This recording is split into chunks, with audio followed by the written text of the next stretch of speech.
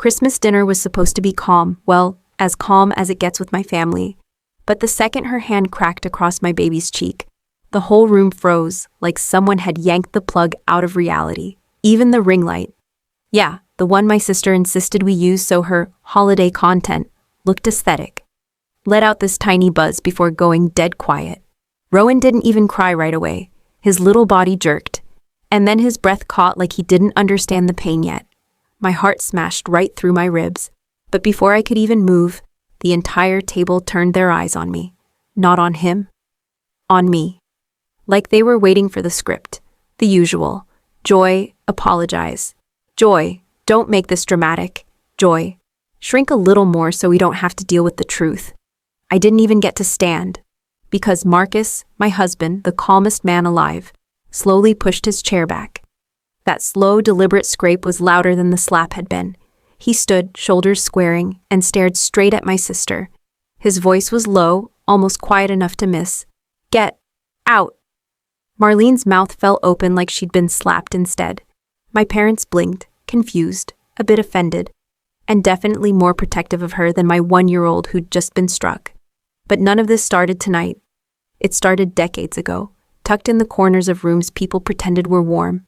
Growing up, disappearing was my family's favorite trick, and I was the rabbit they kept shoving back into the hat.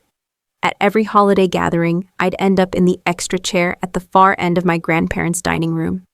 The wooden seat was faded and rickety, but it was always mine. My sister, 2 years older and loud enough to be her own fireworks show, got placed center stage in every photo. Mom would fix her curls, tilt her chin, beam like she'd birthed the second coming of Beyoncé. If I dared step into frame, a gentle hand on my shoulder nudged me back. Let your sister shine, sweetheart. Dad didn't even glance up from the camera. He'd just fiddle with the settings like he didn't see me melting into the wallpaper. The pattern followed me like a ghost. If I won an award, Marlene accidentally ruined it. If she cried, Mom rushed to comfort her, never mind what she'd done. If I spoke up, Joy, you're too sensitive, Mom would murmur like it was a medical diagnosis. That word followed me like a shadow I never asked for. And now, my baby had paid the price for a pattern no one wanted to admit existed. As Marcus stood there, the room holding its breath, something inside me, something small and tired and shaped like that old wooden chair, shifted for the first time. Because what happened after Marlene stepped out that door changed everything, and shattered the silence I'd lived in my whole life. The house after Christmas dinner didn't feel like a home anymore. It felt like the aftermath of a storm nobody wanted to admit happened. The walls were too quiet, the air too tight, like it was trying to hold its breath the way I had my whole life. I rocked Rowan in the hallway, his tiny cheek still warm with that faint, accusing red mark. It wasn't bright anymore, just a soft outline. But knowing how it got there burned hotter than any bruise. Behind me, footsteps. Slow, confident. The kind of walk someone uses when they think they're still the main character. I didn't have to turn around to know it was Marlene. My sister stopped a few feet away, arms crossed like she was posing for a magazine shoot about self-righteous siblings. Her voice came sharpened with that familiar edge. You made a whole scene, Joy. Honestly, you're doing that thing again. Overreacting. That word again. Again. Like every time she pushed me off the edge of the cliff, I was the one who needed to stop falling.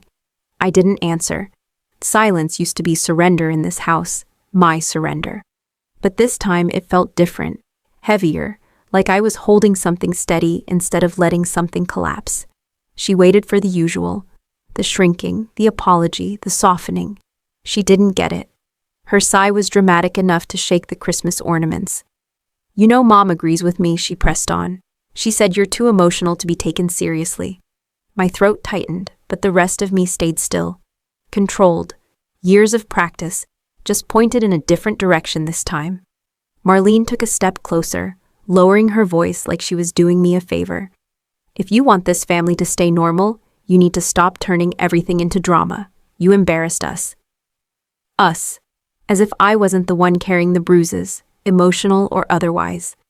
I leaned back against the wall, feeling the texture of the wallpaper against my shoulder blade. The faint smell of cinnamon from those stupid holiday candles floated around us. I could hear distant laughter from the dining room, like none of this mattered. Like my son wasn't in my arms with a fresh mark on his face. I looked up at her finally, and she froze just a little, not scared, just unsure. She didn't recognize this version of me. Quiet, yes, but not collapsing. Still, but not small. I heard you, I said simply. Her face flickered. Confusion, irritation, a hint of fear she'd never admit. When I walked away, she didn't follow. Because for the first time in my life, my silence didn't mean defeat. It meant the script was changing, and she wasn't the director anymore. But the real shift didn't happen in that hallway. It happened later, after we went home, when I did something my family never expected. I stopped surviving and started documenting. I didn't storm out of my parents' house that night. There was no dramatic exit, no slamming doors, no shaky monologue whispered into the cold air. I just left. Rowan bundled against my chest, Marcus carrying the diaper bag, with that quiet, protective energy he doesn't brag about, but lives by. The night outside felt colder than usual, like winter itself was paying attention this time. When we got home, the house greeted us with a softer silence than the one I'd grown up with. Not accusing, not dismissing, just still, safe. I laid Rowan into his crib, his little fist curling around nothing as he drifted off. His cheek was nearly clear now, but my mind replayed that moment like a film reel stuck on loop. Not the slap itself, the silence afterward. The way nobody looked at him. The way they looked at me. I stepped into the hallway, brushing my fingers against the bracelet on my wrist. An old habit whenever I needed to steady myself. But instead of falling apart, something inside me clicked. Clean, sharp, decisive. I moved. In the living room, the lamp threw a warm patch of light across the coffee table. I sat down, opened my phone, and created a new note. My fingers hovered before typing, December 25th, 7:14 p.m. Rowan struck during family dinner. Then came the details, not emotionally, not dramatically, just factual. Precise. Angles, timing, who was in the room, who said what, who stayed quiet. It felt like stitching myself back together, one clear sentence at a time.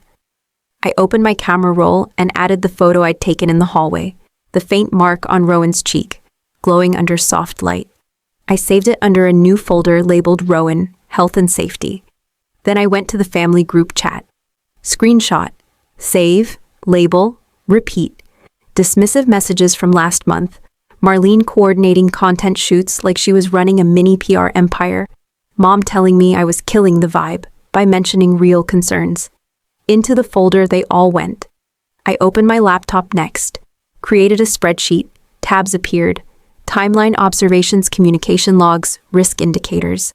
My fingers moved faster than my thoughts. It wasn't rage fueling me, it was clarity. The clarity I'd never been allowed to have. Marcus came into the living room, quiet as always, and set a mug of tea beside me. He glanced at the folders, the notes, the screenshots. "You take your time," he murmured. And that was it. No explanation needed.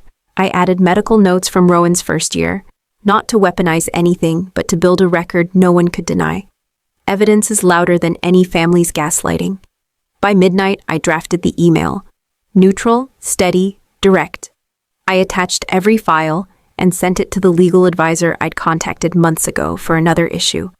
The whoosh of the email leaving my outbox felt like the soft closing of a heavy door that had been open way too long. But the real shock came days later, when my family demanded a meeting, and everything they thought they controlled blew up in their faces. When my mother called and said, "We need a family talk," her voice had that clipped edge she only used when she felt cornered. She didn't ask how Rowan was doing, didn't ask if we made it home safely. No, she wanted control back, the way a kid grabs a toy they suddenly regret sharing. So we went. Not for them, but because I wanted the truth on the table, in daylight. The house looked different when we walked in, dimmer, smaller, like even the walls knew something was off.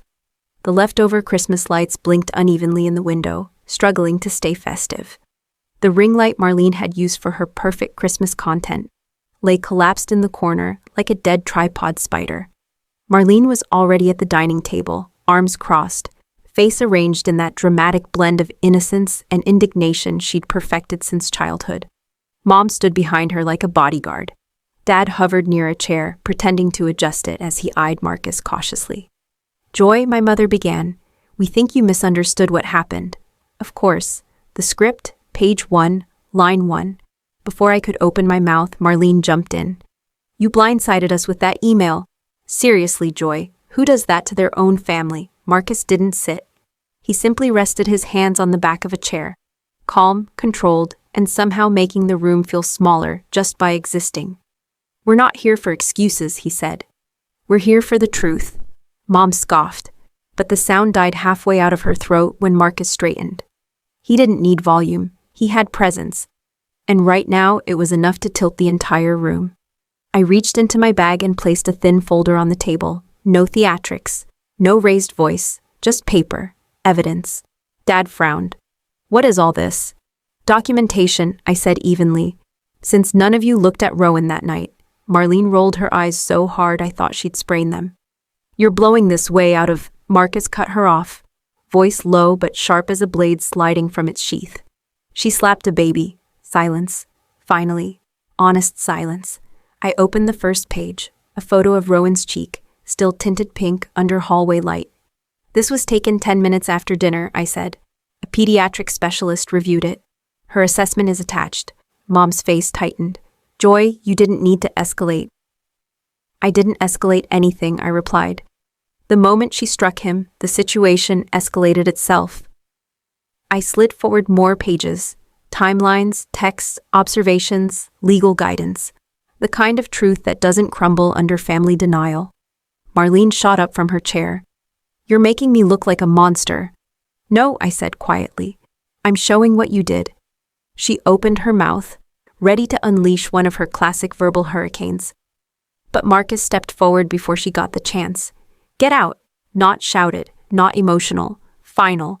Marlene glanced around, waiting for someone. Mom, Dad, anyone, to defend her the way they always had. No one moved. She grabbed her purse and stormed out, muttering under her breath, but her eyes never met mine. The door clicked shut. A small sound, a huge shift. My mother's voice trembled.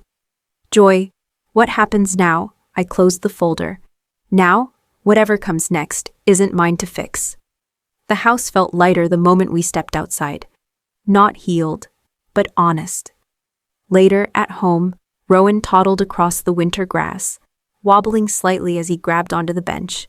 His laugh was new and clean, untouched by anyone else's narrative. I watched him, breathing in cold air that tasted more like freedom than fear. For years, silence had been a punishment, a cage, a shrinking. Now, silence was a boundary, a beginning. Mine. Somewhere behind me, the past finally loosened its grip. And Rowan took one small step toward me, steady, brave, unburdened, like he already understood what it took me decades to learn. Families break loud, but they heal quiet. And boundaries aren't betrayal. They're your first real breath.